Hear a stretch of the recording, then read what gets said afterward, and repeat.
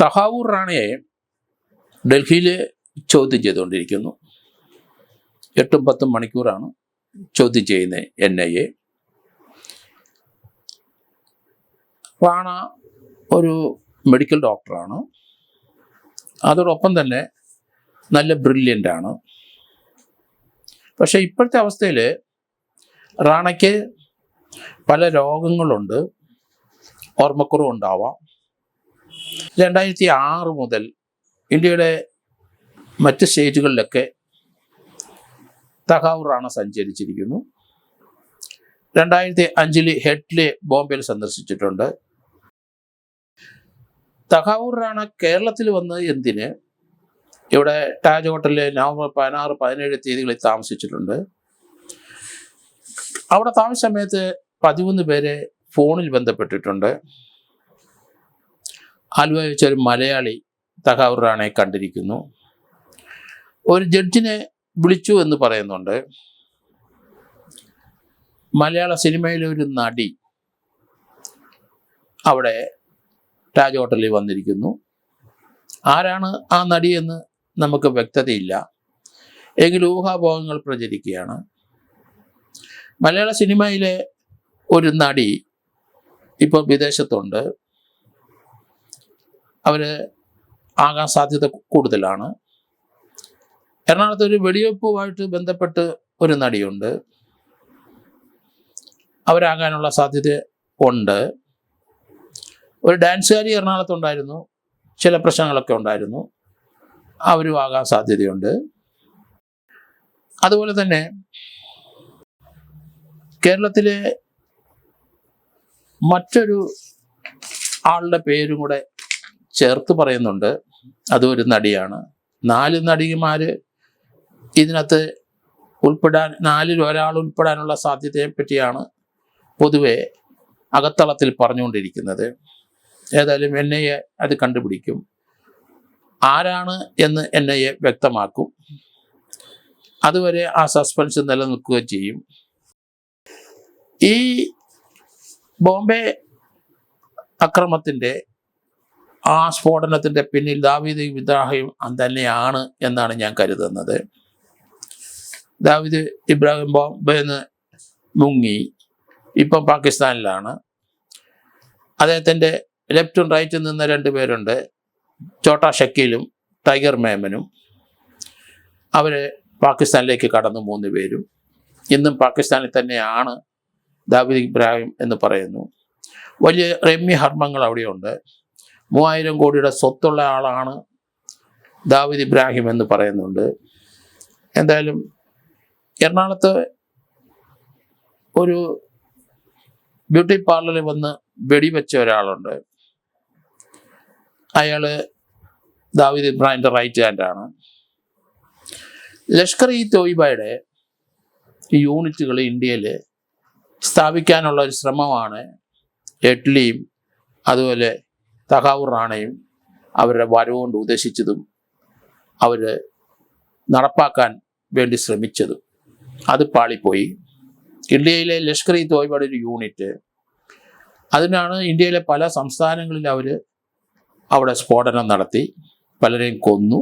ബോംബെ, ഗുജറാത്തിലും ബാംഗ്ലൂരും ചെന്നൈയിലും അതുപോലെ ഇന്ത്യയുടെ വിവിധ പുണ്യസ്ഥലങ്ങളിലൊക്കെ ഈ ഒരു സ്ഫോടനം നടത്തി പല സ്ഥലങ്ങളിലും പല ആൾക്കാരും കൊല്ലപ്പെട്ടു. 1-2 പേര് കൊല്ലപ്പെട്ട സ്ഥലമുണ്ട്. ബാംഗ്ലൂരിലും കൂടുതൽ ആൾക്കാർ കൊല്ലപ്പെട്ടിട്ടുണ്ട്.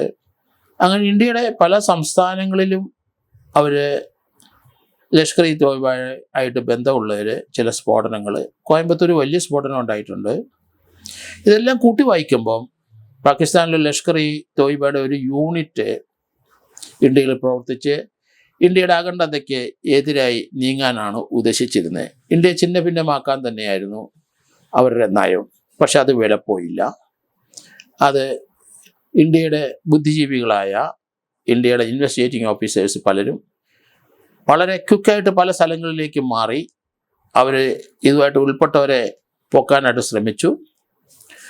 അതനുസരിച്ച് ഇപ്പോൾ അന്ന് മുതലുള്ള പ്രവർത്തനം കൊണ്ട് നമ്മൾ തഹാർ റാണയെ 10-16 വർഷത്തിലെ ശ്രമത്തിൻ്റെ ഫലമായി നമുക്ക് ലഭിച്ചു. ഇനി ബോംബെയിലെ അവിടെ നടന്നതും ഇന്ത്യയിലെ മറ്റ് സ്ഥലങ്ങളിൽ നടന്ന പല ഭീകരാക്രമണത്തിനും നമുക്ക് തുമ്പുണ്ടാവുമെന്ന് ഞാൻ കരുതുന്നത്. 2008 നവംബർ 24 ലഷ്കർ-ഇ-തോയ്ബ അംഗങ്ങൾ ഉൾപ്പെടെ 10 പേരെ ഇന്ത്യയിൽ വന്ന് ബോംബെയിൽ കാട്ടിക്കൂട്ടിയത് നമുക്കറിയാം.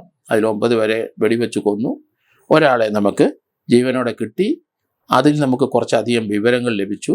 ആ വന്നയാൾ കയ്യിൽ ഒരു കറുത്ത ചരട് കെട്ടി ഒരു ഹിന്ദു എന്നുള്ള ധാരണയിലാണ് കസബ് ബോംബെയിൽ വേഷം ധരിച്ചു വന്നത്. അങ്ങനെ മിസ്ലീഡ് ചെയ്യാനൊക്കെ ശ്രമമുണ്ടായി. എന്തായാലും അതൊന്നും വിലപ്പോയില്ല. ഇപ്പം തഹാവൂർ റാണയെ നമുക്ക് കൈ കിട്ടി. അതുകൊണ്ട് കൂടുതൽ വിവരങ്ങളിലേക്ക് NIA പോകും എന്നാണ് ഞാൻ കരുതുന്നത്. അത് തന്നെയല്ല, ഈ ദാവൂദ് ഇബ്രാഹിമിനെ നമുക്ക് കണ്ടെത്തിയേ പറ്റുള്ളൂ. അദ്ദേഹം പാകിസ്ഥാനാണെങ്കിലും എഡ്ലിയും കൂടെ കിട്ടിക്കഴിയുമ്പം ഇത് ആരിലേക്ക് ഇപ്പം തന്നെ ഏകദേശം NIAക്ക് അത് ഏകദേശം ഐഡിയ കിട്ടിയിട്ടുണ്ടാവും എന്ന് എനിക്ക് തോന്നുന്നത്. എഡ്ലിയും കൂടെ കിട്ടിക്കഴിഞ്ഞാൽ പൂർണ്ണമാകും. പക്ഷേ ഇവിടെ ഈ ദാവൂദ് ഇബ്രാഹിം ആണ് ഇന്ത്യയിലെ ലഷ്കർ-ഇ-തോയ്ബയായിട്ട് ബന്ധപ്പെട്ട് കൊണ്ടുവന്നത് എന്ന് കരുതുന്നു. കാരണം അവരുടെ പ്രൊട്ടക്ഷന് തന്നെയാണ് ദാവൂദ് ഇബ്രാഹിം പാകിസ്ഥാനിൽ ഇപ്പം കഴിഞ്ഞുകൂടുന്നത്. എന്തായാലും തഹാവൂർ റാണ ഇപ്പോൾ സഹകരിക്കുന്നുണ്ട് എന്ന് പറയുന്നുണ്ട് ചോദ്യത്തിൽ, എങ്കിലും ചില കാര്യങ്ങൾ വിട്ടുകൊടുക്കില്ല. എന്നാലും കേരളത്തിൽ വന്ന് ആരൊക്കെയാണ് കണ്ടത് അതെന്തായാലും പറഞ്ഞേ പറ്റുള്ളൂ. അതുകൊണ്ട് തഹാവൂർ റാണയെ ഡൽഹിയിൽ നിന്ന് കൊച്ചി കൊണ്ടുവരും എന്നെനിക്ക് തോന്നുന്നു. അവിടെ വന്ന് താജ് ഹോട്ടലിൽ വന്ന് അയാളുടെ സാന്നിധ്യത്തിൽ തന്നെ തെളിവെടുക്കണം. അയാൾ ഏത് മുറിയിൽ താമസിച്ചു, അന്നത്തെ സ്റ്റാഫ് ആരൊക്കെയാണ്, അവിടെ കാണാൻ വന്നവർ അവിടുത്തെ രജിസ്റ്ററിനകത്ത് എഴുതിയിട്ടുണ്ടോ, ഇങ്ങനെയൊക്കെയുള്ള ധാരാളം കാര്യങ്ങളൊക്കെ നേരത്തെ NIA കളക്ട് ചെയ്തിട്ടുണ്ടെങ്കിലും പ്രതിയുമായിട്ട് വന്ന് അതിൻ്റെ എവിഡൻസ് എടുക്കേണ്ടത് കേസിൻ്റെ പുരോഗതിക്ക് വളരെ ആവശ്യമാണ്. ഏതായാലും അടുത്ത ദിവസം തന്നെ നമുക്ക് കൂടുതൽ വിവരങ്ങൾ അറിയാം.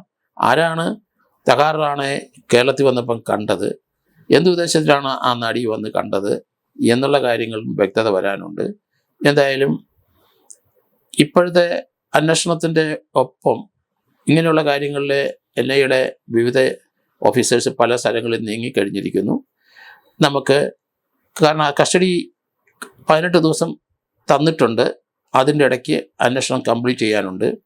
അതുകൊണ്ട് മൈന്യൂട്ടായ കാര്യങ്ങൾക്കൊക്കെ വളരെ വിശദീകരിച്ച് ചോദ്യം ചെയ്ത് പോയിക്കൊണ്ടിരിക്കുന്ന കാഴ്ചയാണ് നമ്മൾ കാണുന്നത്. കാരണം 18 ദിവസം കൊണ്ട് തഹാവൂർ റാണ പറയാനുള്ള കാര്യങ്ങൾ മുഴുവൻ പറഞ്ഞേ ഒക്കുള്ളൂ. അതനുസരിച്ചുള്ള ചോദ്യം ചെയ്യൽ നടക്കുകയാണ്.